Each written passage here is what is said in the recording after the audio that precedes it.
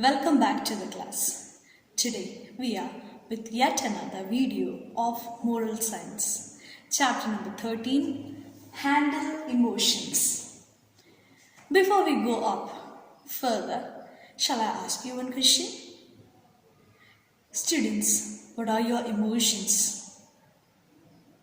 Yes, now each of you might be thinking of about different zones of emotions like happy, sad, anxiety, anger, or we can say a lack of confidence. At that time also we feel a different typical type of emotions. Now, the question arises how to handle them. Most of the emotions like crying, it's a kind of emotions, always it's go in a negative sense. If something happened, I would cry, then all will feel I am having a lack of confidence in me. So how to handle such emotions in each of your life? That we are going to learn in a short side by this chapter, Handle Emotions, of which a famous quote is written on your blackboard. What's it written? Let us read together. I don't want to be at the mercy of my emotions. I want to use them to enjoy them and to dominate them. That's true. Mercy in the sense, like we are always giving an excuse. I was not feeling well, so I didn't completed my homework. That means we are asking to have a mercy on us, or pardon me. That means please show some mercy on me. So the quote says we don't want to be at anyone's mercy. We want to use up that emotions for enjoyment. If suppose I'm so happy, I will enjoy that typical moment. And that happiness in me, I will convert to others, or I will make myself to be dominated to others in any of the strengths. Might be it like a helping hand, or any stress we can do. If suppose a person is in stress and I'm so happy, so what I have to do, that happiness in me I have to convert, I have to pour in them, so that he or she would be also happy. So about emotions. So let's discuss with a few questions. Page number 61 of your text, it is given. Let's discuss a few questions. Based on that few questions, answer is mentioned yes, no, don't know.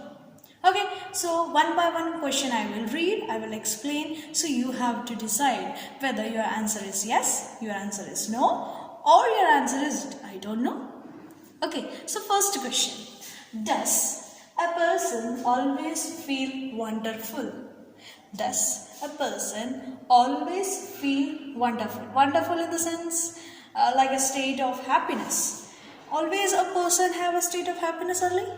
There won't be any change of feelings of sad. There won't be any depression. There won't be any tension to that person.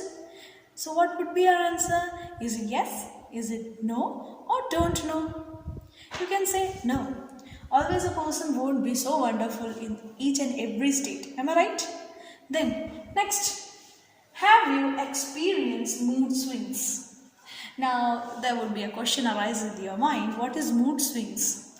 Mood swings in the sense, suppose the person would be having a change in state of his nature. Suppose at very few seconds he was so happy. Then after a few seconds we found that he's in anger. Then next again few seconds we will now he is crying. That's how its mood swings. Every now and then that person would be little disturbed, and in every seconds he would be changing his mentality. So have you experienced in that condition that I am so happy, then I'm a little bit sad, then I'm so angry with anyone, or I'm anxiety, or I'm tensed with? Have that condition been arise with you? I don't think so. So you can say no. Then, good children never feel sad.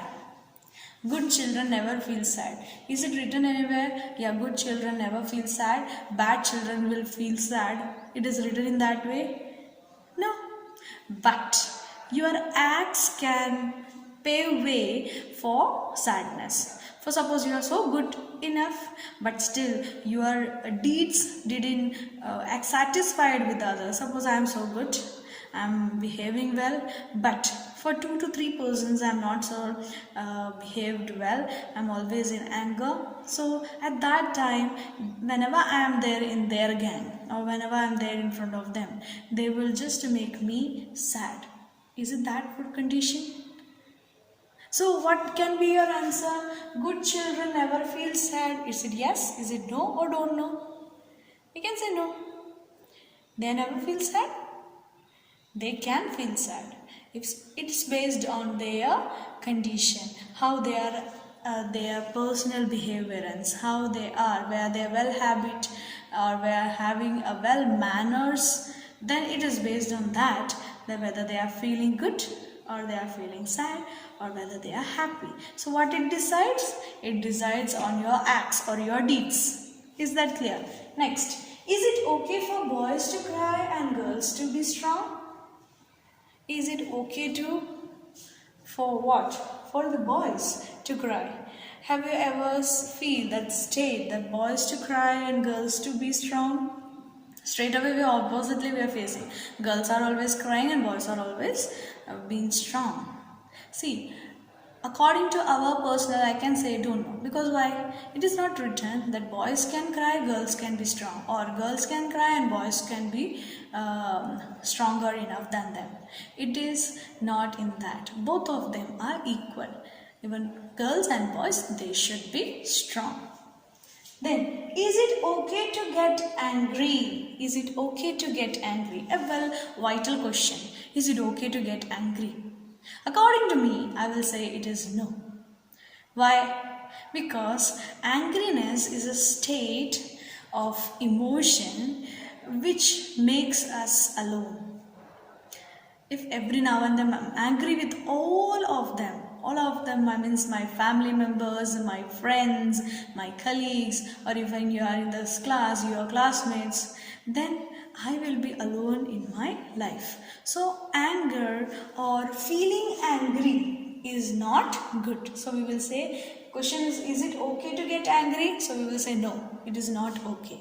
Even we feel the state of angerness with someone, but we should handle ourselves, we should be happy and we should sort out that problem.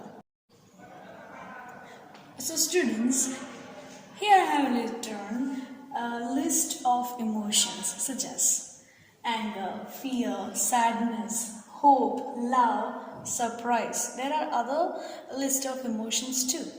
Now it is like a small assignment to you. What you have to do is tick those you usually experience. According to you, what state of emotions you usually experience among yourself, that you have to tick yourself. For example, you always feel emotions of fear. As you are a student, you feel fear for all of the respective elders, right? So you can tick that. Such a way you can do this as an assignment. To students, up to here we learn different states of emotions, or we can recognize the different questions too. So here is a short story which is given in your text, page number 63. So we will read it and we will go through according to that it's nothing but shouting in anger. The story name they have given entitled it as shouting in anger. So this is a small typical story of wise men. Once they were walking, over which they found that few of them around their surface, they were shouting in anger. So what happened? One of them asked, "Why are you shouting?" So one of the wise men, they gave the answer as, "We shout because we lose our calm." The master who asked the question was not so satisfied with the answer. He said, "But why should we shout when the other person is just next to you?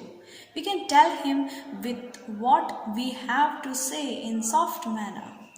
See, the master was not at all satisfied with that answer because he said, I just lose my calm. So, just they gave the reply that if the person is side by you, if they are standing side by you, why you have to shout in anger? Can't you say it in a soft manner? Then they replied, they gave some other answers but none satisfied the master. Finally, the wise man explained, when two people are angry at each other, their heart distance a lot. To cover that distance, they must shout. The angrier they are, the stronger they will have to shout. The master continued, what happens when two people are friends? They don't shout at each other but talk softly because their hearts are very close. When two are very close, they even need not to speak. They only look at each other. The wise man advised his disciples. So when you argue, do not let your hearts get distance. Do not say words that distance each other. So students, what moral of this short story you understand? That when two of your friends are in anger, then what you have to do is you have to be calm. You have to be quiet. And you have to speak softly, in a soft manner. Why? Because when both of them are in anger, they won't listen each of their voice, or they won't be listening up their statement. So in that manner, what happened? They have a state of angerness. They shout loudly, and when they shout, that means their heart are in distance. That means they couldn't hear both of their voice too. They will not hear their statements, never. So it is better when you fight with each other or you have a state of, we can say, misstatements with others, that it is not proper, you have done it wrong, why you have done it in this way. Instead of asking them most rudely, you have to be calm, you have to be quiet, in a soft manner, just talk to them. Because why? When two friends are well happy, there is no state of angerness. At that time, they have a state of motions, like they will be well calm and quiet. Even they didn't talk to each other, still they will have a smile on their face. So we should be also in that manner. We should never make such a situations that each of our hearts will be in distance.